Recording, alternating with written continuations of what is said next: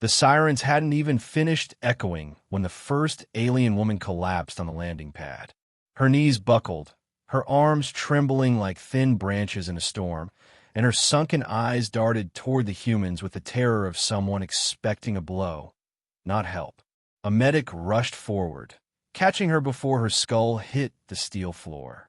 Soldiers froze, because up close, the truth punched them harder than any battlefield explosion. She wasn't starving from the journey. She'd been starved long before she surrendered. The medic's whisper cut through the air like a knife. "Captain, someone did this to her on purpose." No one breathed after that. And just like that, before a single question, before a single order, the war changed. 10 minutes earlier, the soldiers had been preparing for routine POW intake. The Alvari Dominion was brutal, disciplined, and terrifyingly advanced, but today's arrival was supposed to be easy. A detachment of surrendered enemy personnel, unarmed, compliant, and ready for processing. Work duty, identification, containment. Simple. But when the transport shuttle's doors hissed open, every human expectation died instantly. 87 women stepped out. Or rather, they tried to. They were thin, painfully thin, bones sharp against the fabric of clothes too large for their shrinking bodies. Their once silver skin was pale and cracked. Their hair hung in limp strands, their frames trembling like they hadn't eaten in weeks. The youngest looked barely 18, the oldest maybe 40. None were soldiers, and none looked capable of lifting a tool, let alone posing a threat.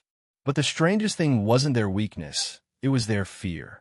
When a human officer lifted his hand to shade his eyes from the shuttle glare, half the women flinched. One dropped to her knees, covering her head, whimpering. Another whispered something in a language the translator couldn't catch, words shaped by terror, not speech. Captain Elena Ward stepped forward slowly, every movement soft, deliberate. Her boots clicked on the metal ramp, but she kept her hands visible, palms open. She had led rescue missions, negotiated ceasefires, and seen too much death to be shaken easily. But this made her chest tighten. She crouched in front of the nearest woman, the one who had collapsed. The woman's wrists were so thin Elena could wrap a single hand around them. The alien's breath came sharp and fast, like every inhale hurt. "It's okay," Elena whispered. "You're safe now." The alien flinched again, but less this time. Her eyes flicked up, searching Elena's face with a quiet, desperate confusion. "Asila," she rasped weakly, tapping her own chest. "Her name, maybe." Elena nodded gently. "Asila. I'm Elena."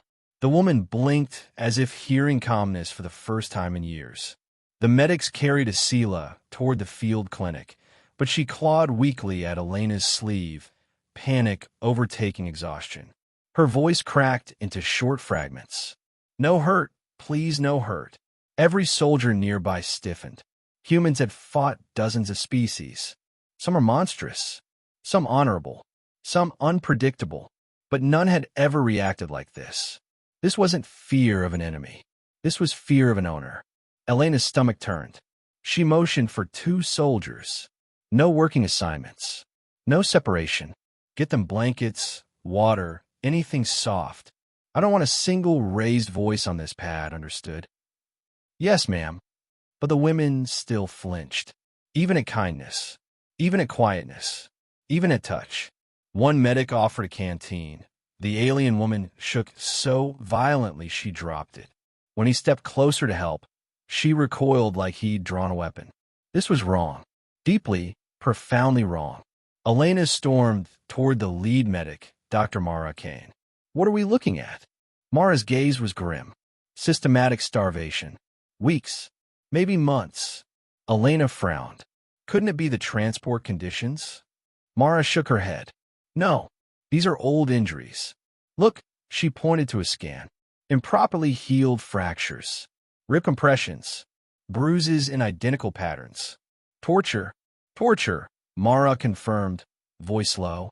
"Before they ever reached us." The air seemed to freeze. Elena stared back at the women, huddled, trembling, watching every human movement as if bracing for punishment.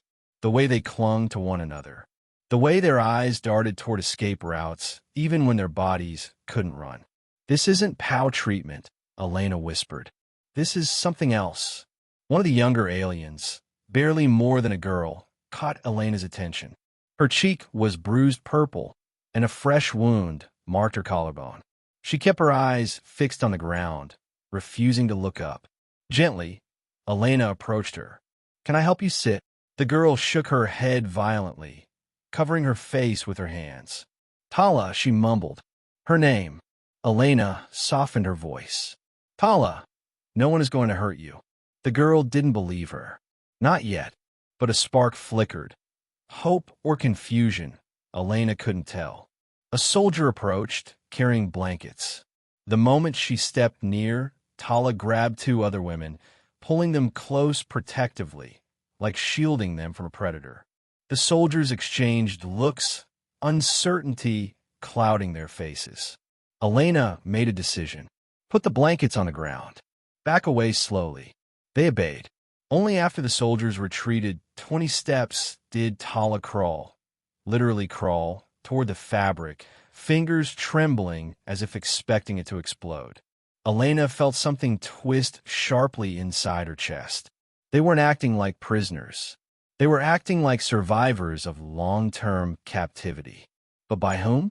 The Alvari Dominion wasn't known for kindness, but they weren't known for wasting their own biological assets either. Starting soldiers made no tactical sense. Breaking their bones was wasteful and stupid. So why?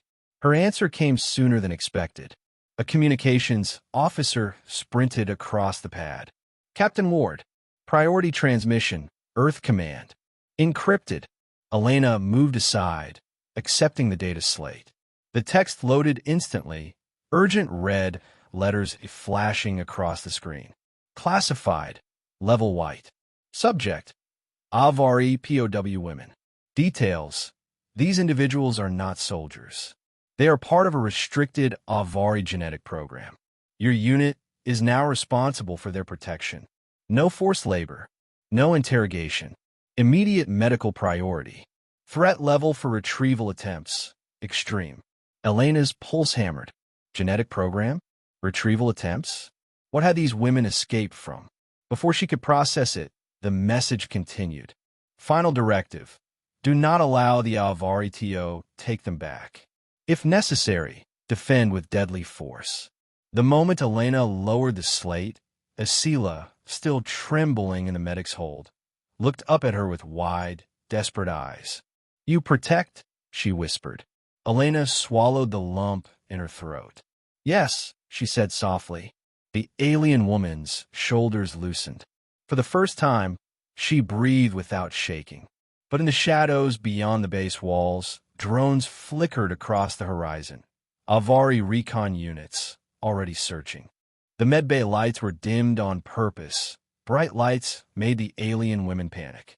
Even so, their fear lingered in the air like static, a quiet tension that hummed through every room. Captain Elena Ward walked between the rows of beds, her boots silent on the cushioned flooring the engineers had installed overnight. Every change, every detail, was to avoid frightening them further. Asila lay awake despite the sedatives, her eyes darting to every sound. On the next bed, Tala curled into herself, gripping the blanket like a shield. Some of the women whispered in a shaky chorus, comforting one another in a language that felt like broken glass and breathless hope. Elena paused as Dr. Mara Kane glanced up from her datapad.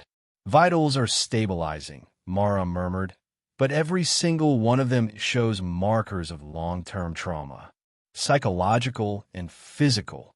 Elena took a breath. "We need answers, without hurting them." "That's the problem," Mara said softly. "They expect pain. They're conditioned for it." Across the bay, a woman flinched at the soft hiss of a door. Another hid her face at the clang of a dropped instrument. Even gentle male voices caused tension to ripple through the group. Elena hated it, hated that her species made war, but the Alvari had made prisons. She knelt beside Asila. Do you understand me today? Asila blinked, her throat bobbing once.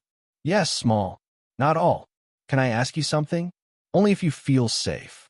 Asila's breath trembled, but she nodded. Elena spoke slowly, softly. Who hurt you? The reaction was immediate. Asila's entire body went rigid. She reached for Tala, who grabbed her hand tightly. Their fear rose like a living thing, and Elena raised her hands. It's okay. You don't have to answer. No one will touch you. No one will punish you. The tension eased, but only slightly. Asila looked down, her voice small and raw. Our own. Dominion. That confirmed Elena's worst suspicion. But Asila wasn't done. Her next words were almost a whisper. We were not soldiers. We were not meant to fight. We were made. Elena froze. Made for what? She asked. Asila's lips shook. For children. The med bay fell unnaturally quiet. Tala pressed her forehead against her knees. Another woman across the room began shaking violently. Mara swore under her breath. Elena softened her voice as much as possible. You don't have to say more. But Asila insisted. We tell truth. You protect. Humans protect. She pointed weakly at the bandage on her arm where a human medic had covered an old burn scar. You fix. Dominion never fixed. Elena moved closer, careful not to touch her. How long were you held? Asila closed her eyes. Since birth. The impact hit Elena like a physical blow. Entire lives spent in captivity. No freedom. No identity. Just breeding. And Earth Command had known enough to warn her.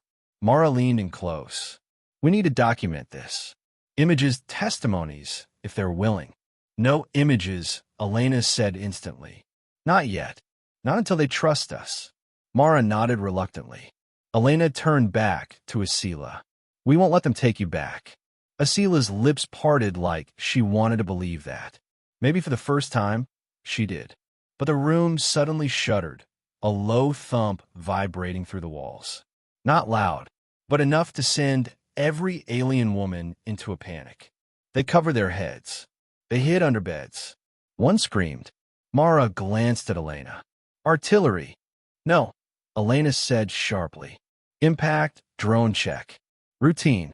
But to these women, there was nothing routine about noise. Elena tapped her comm. Ops, turn off all external engine tests until further notice. Yes, Captain. With respect, ma'am, the officer added. You may want to come to command. We picked up something on long-range intercept. Elena's pulse tightened. Define something. We decrypted the Avari transmission. It's about the POW women. Her stomach dropped. I'm on my way. Before she left, Tala tugged her sleeve gently. Human captain, Tala whispered. If they come, we hide. Elena knelt, meeting her frightened eyes. No, she said. If they come, we protect you. All of you. Tala's eyes filled with something painfully close to tears. Humans were the first species to ever say that to her. Command center screens glowed with red highlights as Elena entered. Officers snapped to attention, but she waved them back to work. What did you find? She demanded. Lieutenant Rios pulled up the intercepted encrypted message. A cold, sharp voice, Avari High Command, played over the speakers. Recover the breeding stock. Terminate all humans who have interacted with them. Exposure risk unacceptable. The word struck every human in the room like a slap. They called them stock, Rios muttered, disgust twisting his face. Like cargo. Elena clenched her jaw. Anything else? He swallowed. Yes, ma'am. They sent retrieval teams. Plural. How far? 17 hours if unopposed. Less if they take risks. If. Avari always took risks. Prepare the base for quiet lockdown, Elena ordered. No sudden alarms. No loud announcements. Everything calm. Everything slow. She refused to terrify the women further. In Rios, double patrols around the perimeter. Keep medbay guard rotations soft-spoken. Anyone raises their voice, they're off duty for a week. Yes, ma'am.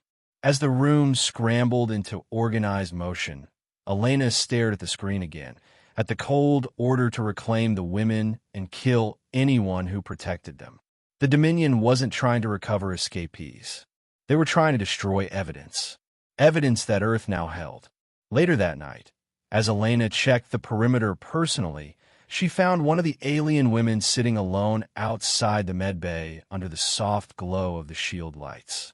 Thin, shaking but awake. Her eyes tracked the stars. "You should be resting," Elena said gently. The woman didn't look at her. "Kira," she murmured. Her name. "Kira," Elena repeated softly. "Can't sleep?" The alien woman lifted her face. "This sky quieter. Not like ours." Elena sat beside her, careful to give her space. "What was yours like?" Kira hesitated. "Loud. Always machines. Always commands. Never alone. Always watched." She hugged herself. "Human sky feels safe." Elena swallowed hard. "We'll keep you safe." Kira looked at her, really looked, and whispered something that twisted Elena's heart. "Is safety real or dream?" Elena didn't lie. "It's real, and it's yours." Kira's breath hitched. For a moment, she looked like she might cry. Instead, she leaned back slightly, letting the calm hum of the base shielding wash over her. But Elena's calm buzzed urgently. It was Rios. "Captain, one of the women is missing. She walked out during shift change. We caught her on cameras heading straight into the desert." Elena shot to her feet. "Why would she do that?" Rios hesitated. "We think she's trying to surrender herself to the Alvari scouts." Kira gasped softly beside her, covering her mouth. Elena's blood ran cold. "Rios," she said, voice hardening like steel. "Prep a squad. Quiet insertion. We're getting her back." And as she sprinted across the base, Kira whispered a single trembling word behind her. A plea. A prayer. "Please save her." The humans would. The desert at night was a vast sheet of silver blue, quiet enough that every movement felt too loud, too sharp. Captain Elena Ward crouched beside the patrol buggy, her breath a steady rhythm as her squad assembled silently behind her. No bright lights, no engine roars, no aggressive formations. They couldn't risk triggering panic in the woman who had fled, and they definitely couldn't risk alerting the Alvari. Elena's jaw tightened as the tracker pinged again, the faint, flickering signal of the alien woman's medical tag. Her name, according to Asila, was Rena, 23, one of the quietest in the group, always trembling, always watching the doors. Why would she run into open desert? Lieutenant Rios whispered beside her. Elena didn't look away from the sand. "Because she thinks she's protecting us." Rios exhaled sharply. "By surrendering herself? She thinks the Alvari only want her back. She doesn't want us killed defending her." A beat of heavy silence passed. Rios muttered, "Damn it." Elena rose, signaling the squad forward. "Spread out. No sudden movements. If she sees men, she'll panic. I'll approach alone." Her team nodded and melted into the terrain like shadows. Elena clicked her portable mic. "Kira, I'm switching to a private channel. Guide me." Kira's voice came through, thin and trembling. I try." Rena afraid of everything. She thinks pain is her fault. The sentence made Elena's stomach twist. "Stay with me, Kira." She moved through the dunes slowly, her footsteps soft in the sand, eyes adjusting to the faint moonlight. The air carried no wind, perfect conditions for the Alvari to fly silent recon craft. The tracker beeped again, and then Elena saw her. Rena was kneeling in the sand, hands raised toward a distant shimmer of light, Alvari drone lights. Not close enough for capture, but close enough that she believed they would come. Her posture was heartbreaking, shoulders hunched, head bowed, the exact stance of someone who had learned surrender as a reflex, not a choice. Elena exhaled, steadying herself. She stepped into view slowly. "Rena," she called softly. The alien woman stiffened. Her head whipped around, eyes full of terror. When she saw Elena, she scrambled backward on the sand. "No, go back. Humans die if they find me." Elena raised both hands. No one is dying tonight. Especially not you. Rena shook violently. I must go. They punish if I hide. They punish worse if humans touch us. Go, please. Her knees buckled, but she tried to crawl away again, toward the distant Avari lights. Elena moved closer, voice gentle. Rena, look at me. The alien shook her head. Rena, Elena repeated, firmer this time. Look at me. Slowly, like it hurt, Rena lifted her face. Her eyes shimmered with fear and something more fragile, guilt. Elena took a careful step forward. You think your suffering keeps others safe. You think going back stops pain. Rena flinched hard. That's what they taught you, Elena said quietly. But they lied. Rena swallowed shakily. If they take me, they leave you. They leave base. They don't kill. No, Elena said. Their orders say otherwise. Rena froze. They will kill every human who has spoken to you. Who touched you? Who helped you? Elena's voice stayed gentle, but her words were sharp as truth. You going back won't protect us. It will guarantee our deaths. Rena's breath broke into small hiccups. No, no, no, no. Elena softened her tone. Rena, look at me again. When she did, Elena slowly extended a hand.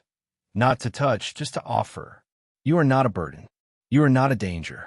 You are not responsible for the cruelty others did to you. Rena stared at the extended hand like it was a weapon.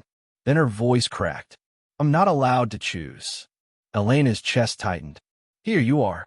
Rena's face crumpled, and suddenly she broke into tears. Her whole body shook, hands covering her face as sobs tore out of her. Not loud, not dramatic. The muffled, desperate kind of crying from someone terrified she'd be punished for making noise. Elena knelt, keeping distance. You're safe, Rena. Come back with me. That's your choice. Rena rocked forward, shaking harder. For a moment, Elena thought she might collapse entirely, but then the alien woman crawled toward her. Not to surrender, but to reach safety. Elena gently draped her jacket over Rena's shoulders. Rena clutched it like a lifeline. It's okay, Elena whispered. We're taking you home. But before she could signal the squad, a pulse of blue light swept across the dunes. Not human. Avari. Rios hissed over comms. Captain, contact. Multiple cloaked scouts inbound. They saw movement. Rena's eyes widened in horror. They come for me. Elena grabbed her arm, not forcibly, but urgently. Rena, stay behind me. No, Rena choked. They hurt you. They'll have to go through all of us first. Shadows streaked across the sand. Dark figures dismounting from silent skimmers, weapons drawn. Elena's hand shot to her comm. All units. Non-lethal engagement unless necessary. Shield Rena. Rios and the squad erupted from cover, creating a circle around the two women. Energy bolts sizzled through the night, striking sand and metal. The air snapped with heat. The Avari fired, but their shots were controlled, targeted. They weren't here to destroy. They were here to retrieve. Ward, Rios shouted. They're trying to flank. I see them. Elena fired a stun round, knocking an Avari scout off his skimmer. The alien crashed to the ground, rolling, hissing in fury. Rena whimpered behind her, trembling violently. An Avari officer shouted in harsh, guttural tones. Return the breeding stock, and we will allow you to retreat unharmed. Elena snarled. She's not property. The officer raised his weapon. Then you die with her. The squad braced. Elena tightened her grip on her stun rifle. Rena suddenly whispered, voice cracked with terror. They will kill you. They always kill for us. Please leave me. Elena didn't look back. Rena, listen to me carefully. Sand swirled. Avari closed in.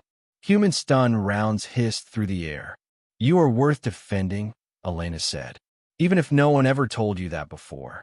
Rena's breath caught. And for the first time, she didn't try to run. She stayed behind Elena. An Avari scout lunged forward, and Rios tackled him with a shout. More skimmers approached in a tight formation. Elena raised her rifle. But then the desert sky erupted. A roar thundered overhead as two human Navy dropships tore through the darkness, engines blazing. The shockwave blasted sand across the dunes. Avari scouts shielded their faces, forced to retreat. A voice boomed from the nearest ship. "Hostile retrieval party, this is Earth Navy Command. Stand down immediately or be fired upon." The Avari hesitated. Humans didn't bluff. Elena seized her chance. "Squad, fall back to extraction point. Move." Rena clung to her jacket, barely able to stand. Elena scooped her up gently. She weighed almost nothing and ran with the squad toward the dropship as Avari withdrew under heavy warning fire. Inside the ship, Rena trembled violently, fingers digging into Elena's sleeve. The alarms didn't even sound at first, just a soft tremor in the concrete floor like someone far below had exhaled after holding their breath for too long. It was 3:17 when Captain Reese jolted awake, not by noise but by instinct. For a moment he thought he was dreaming, but then the second vibration hit, heavier, sharper, like the earth itself had been punched. He was already grabbing his boots when the base lights flickered. The girls in the adjacent recovery ward startled awake. Ayla was the first to swing her feet down, scanning Reese with tense, unblinking eyes. "That's not an earthquake," she whispered. "No," Reese replied, buckling his gear. "It's your people." The tremor hit again, this one unmistakable. It wasn't an explosion from the outside. It came from underground. A digging charge. Ayla's breath thinned. "They're here already?" Reese didn't answer. He didn't need to. By the time he stepped into the corridor, the emergency sirens finally blared, painting the hallway in flashing red. Soldiers rushed past, some half-dressed, some already armed. Orders were shouted, overlapping, frantic. Breaching detected below Sector C. Unknown number of hostiles. POW barracks locked down now. But Reese didn't run toward the barracks. He ran the other way, toward the women. Ayla, Lyra, Taylor, and the rest crowded the doorway, fear simmering behind their eyes. None of them looked like soldiers. They looked like survivors who'd barely relearned how to live. Reese held up a hand. "We're moving. All of you on me." Ayla hesitated. "If they see us with you." "They won't see anything," he cut in, "because you're not going anywhere near the fighting." A deep metallic groan rattled the floor. Dust drifted from the ceiling. Taylor flinched. "That's right under us." Reese didn't waste another second. He ushered them down the hall, guiding them toward the auxiliary escape tunnel used only for medical evac. His every step was a calculation, speed versus safety, stealth versus time. Behind them, a low rumble rolled through the facility as something massive tore through concrete. Lyra grabbed Reese's sleeve. "They're coming for us. Not your soldiers, for us." Reese already knew. He had known since last night, when Ayla told him what the Sarkin Empire did to women who were captured and corrupted by an enemy. "They'll kill you before they let you live with humans," Reese said, voice tightly controlled. "Not today." They reached the sealed blast door at the back of the medical bay. Reese slammed his palm against the scanner. The lights turned red. "Access denied." The system chirped. Reese cursed under his breath, grabbed a panel, ripped it open, and began crossing wires with practiced ease. Ayla watched him. "Why are you risking this? You owe us nothing." Reese paused only a heartbeat. "I owe humanity everything. And we don't leave innocent people to die." The blast door clicked, hissed, and slid open. He waved them through, only for the ground to quake violently as a deafening crash echoed behind them. A section of the corridor's ceiling collapsed, sealing their only path back. Ayla looked at the cloud of debris swirling where they'd been just seconds before. "They would have trapped us there," she murmured. "They tried," Reese replied. "Keep moving." But they only made it 10 meters into the escape tunnel before the lights went out. Complete darkness. Then, a scraping sound ahead of them. Slow, purposeful. Reese flicked on the flashlight mounted to his rifle. The beam landed on a shape blocking the tunnel. 7 feet tall, armored, horned crest gleaming like polished bone. A Sarkin vanguard. The alien tilted its head. Its voice rumbled guttural and cold. "Human, you shelter what belongs to the Empire." Ayla, Trembling whispered, "It's not a rescue team. It's a purge unit." Reese stepped forward, raising his rifle. "They don't belong to you." The vanguard raised a massive bladed gauntlet. "Move, and you die quickly." For a split second, time froze. Then the tunnel behind them rattled, another sound approaching. Heavy, numerous footsteps. More of them, closing in from the rear. They were boxed in. Ayla choked a sob. Lyra clasped her hand. Taylor pressed her eyes shut. Reese didn't blink. He stepped deliberately between the women and the alien. "If you want them," Reese said quietly, "you'll go through me." The vanguard laughed, a horrible metallic scrape. "One human against a vanguard? You're either brave or insane." "Both," Reese said. The alien lunged. Reese fired first. The muzzle flash lit the tunnel like lightning. The vanguard staggered, but didn't fall. It charged through the rounds, the blade arcing toward Reese's neck. Ayla screamed his name. At the last instant, Reese dropped low, sliding on one knee under the sweeping strike. He jammed his rifle barrel into the gap beneath the vanguard's plated chest and fired at point-blank range. This time the alien roared, collapsing to one side, but its armor deflected just enough to keep it alive. It reached for Reese's throat. Ayla moved without thinking. She snatched a discarded pipe from the ground and swung it with everything she had. The blow struck the back of the vanguard's skull with a sickening crack. It wasn't enough to kill it, but made the alien hesitate. Reese seized the moment, ripped the plasma sidearm from the vanguard's belt, and fired once. The blast tore through the alien's head. The creature finally went still. The tunnel filled with silence, brief, fragile silence. Then footsteps echoed again. Many footsteps. More vanguards. Taylor's voice trembled. "There's no way out. There's too many." Reese holstered the plasma weapon and scanned the tunnel walls with the flashlight until he found a maintenance hatch barely wide enough for a human. He kicked it open. Inside was a narrow vertical shaft. "Climb," he ordered. "Now." Lyra stared at the shaft. "That leads to the surface filtration tower. It's unstable. Better unstable than dead," Reese said. Ayla grabbed the ladder first and began climbing. The others followed quickly. Reese stayed at the bottom, rifle raised toward the dark corridor where the vanguards were approaching. Ayla looked down. "You're coming too." "You have to." "I will," Reese said, but his voice was different. Resolved. Ayla's breath caught. "Don't you dare." He cut her off with a faint, tired smile. "Someone has to slow them down." "Reese, go." Reluctantly, terrified, they climbed. Reese waited until they were halfway up the shaft. Then the first vanguard emerged from the darkness. Reese fired the stolen plasma weapon until it overheated. The tunnel filled with blinding light, alien roars, burning metal. He fought like a man who had nothing left to lose and everything left to protect. Ayla's tears blurred her vision as she climbed faster, hands shaking. Above them, the hatch to the surface loomed, a thin, fragile promise of safety. Below them, Reese's voice echoed one last time. "You're not dying on my watch." Then the tunnel erupted with the sound of vanguards rushing him all at once. Ayla screamed his name, but the metal hatch slammed shut above her as she pushed through, sealing the shaft and muffling the chaos below. The night air hit her like a slap. Cold, silent, empty. The others scrambled out behind her, breathing hard, crying, shaking, but alive. Ayla turned toward the hatch again. She pressed her trembling hand to the metal surface. Reese, he was still down there, alone, surrounded, but alive or dead, she didn't know. The only thing she knew was this. They weren't leaving him behind.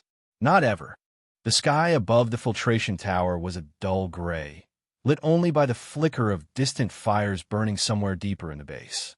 Cold wind howled across the barren surface plains, carrying dust that stung their faces as Ayla and the others stumbled out into the open. For a few seconds, none of them spoke. None of them dared to. The last sound they'd heard from Shaft was Reese shouting, then the distinctive roar of vanguards rushing him. And then, silence. Ayla stared at the sealed metal hatch, her trembling fingers hovering above the handle. Lyra tugged her arm. "Ayla, we can't go back down. They'll kill us instantly." Ayla's voice cracked. "He stayed for us." Lyra swallowed hard. I know. That's why we can't waste what he bought us. But Ayla shook her head, eyes burning with something that looked dangerously close to fury. No, I won't leave him.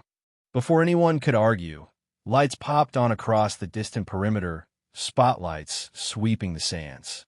Search drones hummed overhead. The base was active again, scrambling soldiers and defense teams everywhere. Human soldiers, alive, fighting. Ayla's breath hitched with hope and fear. We need to find help, she said. We need to tell them Reese is still down there.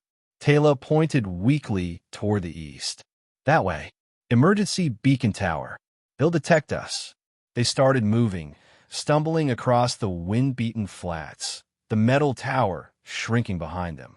Lyra kept glancing back, like she expected Reese to climb out after them at any second. But he didn't. They climbed a rocky slope as the wind howled harder. Ayla's body ached with exhaustion, but her mind replayed one thing over and over. Reese standing in that tunnel, weapon raised, refusing to run. A human soldier protecting alien women the way he'd protect his own. A HFY truth she'd never believed before meeting him. Humans weren't cruel. Humans weren't conquerors. Humans saved. They reached the ridge, but before they could descend toward the beacon tower, a spotlight froze them in place. A gunship hovered overhead, sleek, gray, engines whining as it turned its weapons toward them. Lyra screamed, dropping to her knees. Taylor covered her head. Ayla stood still, refusing to hide. If this was death, she would face it. Then a voice crackled over the gunship loudspeaker. This is Major Helena Brooks of the Earth Defense Forces. Identify yourselves. Ayla's knees almost buckled from relief. She stepped forward. We're the medical unit prisoners. The women Captain Reese Hale was caring for. We escaped the purge unit. There was a long pause. Then, where's Captain Hale? Ayla's chest tightened. He stayed behind to fight them. The roar of the gunship engines lowered. The ramp descended. Major Brooks stepped out in full combat gear, her jaw clenched, eyes sharpened by stress and fury. Purge unit, meaning Sarkans are inside my base. Ayla nodded. They're killing any woman taken prisoner. He held them off so we could escape. Something in Brooks's expression shifted, respect and anger blending into one. Get them on board, she barked. Soldiers rushed down, lifting Lyra and Taylor gently, guiding the others up the ramp. Ayla climbed last but paused, staring once more toward the hatch they'd escaped from. Brooks noticed. He's alive, the major said with absolute conviction. Ayla swallowed. You don't know that. Brooks stepped closer, voice low. Hale is the most stubborn soldier I've ever commanded. If they didn't kill him fast, they won't kill him at all. The words steadied something inside Ayla she hadn't realized was shaking that badly. The gunship lifted off, shooting back toward the base at full speed. Below, the ground rumbled again. Not from digging, from explosions. The Sarkans had breached too deep. The human defense lines were collapsing section by section. When the gunship landed near the command bunker, the base was chaos. Sirens blared. Soldiers sprinted in every direction. Smoke curled from deep fissures in the ground. The Sarkans had dug a kill corridor from underground and were flooding in. Brooks didn't hesitate. She shoved her way through officers gathering around a holomap. Where's the breach unit? Sector C tunnels, an officer replied. We haven't heard back from the defense squad. Motion sensors show multiple hostiles. Ayla clenched her fists. That's where he is. Brooks barked. I'm taking a team down. Gear up. Ayla stepped in front of her. I'm going too. Brooks looked her over, frail, exhausted, injured. No, you're not. Ayla held her ground. He saved me. All of us. If he's alive, he'll trust my voice before he trusts armed soldiers barging in. The major hesitated, then nodded once. You're at the back. Stay behind cover. Minutes later, they were descending into the scorched corridors of Sector C.